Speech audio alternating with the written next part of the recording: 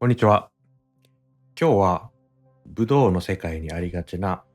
伝承の曖昧さについて思うところを話しつつ、それを踏まえた上で自分たちは何を心がけて学び取っていくかっていうことを僕なりの意見をお話ししていきます。よくこういう話を聞きますよね。師範だけが強くても弟子がいまいち育ってないねと、強くなってないねとか、師範は本当に大事なことは弟子には何も教えていないとか、単にその師範が持っている才能、個人的な技術だけがすごいのか、はたまたその師範が修行してきたその稽古体系に凄さがあるのか、この二つは大きな違いがあります。よく伝承と形骸化っていうことが言われます。その技術をどの程度弟子に伝えるのかっていうのは、もう完全にその師範のさじ加減になってしまいます。よくその人自身の技術は高いのに、口下手で説明が下手でうまく教えられてないよねとか、本人が天才肌だから自分は感覚でやっちゃってるから、仕方ないよねみたいな言葉を聞きますけれども、その表現は、実は間違ってんじゃないかなと思います。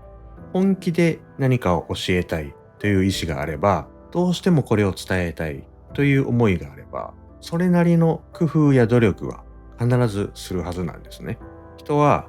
やりたいと思ってることに対しては必ずモチベーション高く動くものです。技術というのはなぜそうなるかという理由が明確に存在しています。どんな技でも基本的にはそうだと思います。マジックに種があるようなものですね。なぜこのトリックで人を騙せるのか。本人にも理由がわからないけど、みんな引っかかってくれるんだよねっていうようなことは決してないですよね。なぜそうなるのか、本人も言語化できていなかったとしても、その理由というのは存在しているんですね。それは本人にも実は分かってるはずなんです。自分自身は感覚でやってるっていう人が、その自分の感覚だけを頼りに人に理解が伝わらない言語で指導しているのであれば、それはですね、能力がないというよりも単に教えようっていう気がないだけです。と僕は思っています。うまく伝わらないのは、それはそもそもその技術を教えたいなっていうふうにさほど思ってないということです。ゼロではないにしても、そこまで本気じゃないっていうことですね。ちょっと嫌な表現になるかもしれないですけど、自分が強くなることにだけ興味があって、弟子が強くなることには大して関心がない。だから教える技術が上がらないというよりも、教える工夫をしていないっていうことだと僕は思っています。自分が強くなるためには努力をいろいろ積み重ねてきたけれども、人を強くするときには同じような努力をする気は起きないっていうだけだと思います。なんとなく曖昧に秘伝の先延ばしでごまかされてないかなっていうことです。自分の身体感覚を誰もがね、努力すれば全て言語化できるかというと、そんな簡単なものではないとは思います。また、師匠は何でもかんでも弟子には包み隠さず教えるべきだということでもありません。そういう話を実はしたいわけではありません。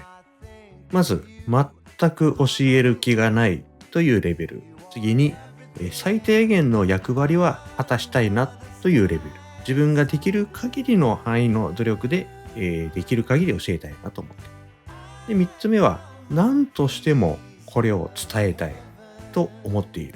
この段階の違いは、もう完全に師匠のさじ加減であることはもう間違いないですよね。これは誰かの働きかけでどうこうできる問題ではないです。さて、ここから先が今日お伝えしたいことの核心になります。きちんと教えてくれる師匠につくべきだという話をしたいわけでは全くありません。伝承が師匠のさじ加減であるとしたら、教わる側はその、運命を師匠に完全に委ねきるっていうのはいかがなものかということです。信じて長年支持してきたのに、結局教えてもらえなかった。教える気はなかったみたいだなとか、時間を無駄にしてしまったなと。そんな考え方は、非常に他力本願だと思いませんか？指導者の中にも非常に熱心な人もいれば、本当にドライな人もいます。それはもう間違いありません。こんなのはね、武道だけの世界の話ではありません。人と人とは激しく競争し合うこの世界で、ましてや強さの優劣が根底にあるような武道の世界で、誰よりも強くありたいと、誰よりも執念深く生きてきた人がいざ指導者になった時に、必ず本気で指導してくれるのか、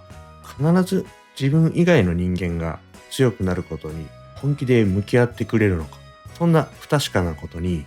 人生を委ねきってしまうっていうのは大変なリスクだと思います。それらを加味した上で、僕は最終的には誰に教わったとか、どこで教わったとか、それよりもどう学び、どうやって持続していくかこそが、もう最もこだわるべき点だと思っています。ちょっとね、ドライな考え方になってしまうかもしれないですけれども、これは現実だと思いますし、多くの方が自分が納得する形で学んでいけるためにも、そこをしっかり考えていくべきじゃないかなと思っています。いろんなね、指導者がいますけれども、結局のところ、武道でどう学んでいくかっていうのも、全ては自分次第なんだなと思っています。以上、ご視聴ありがとうございました。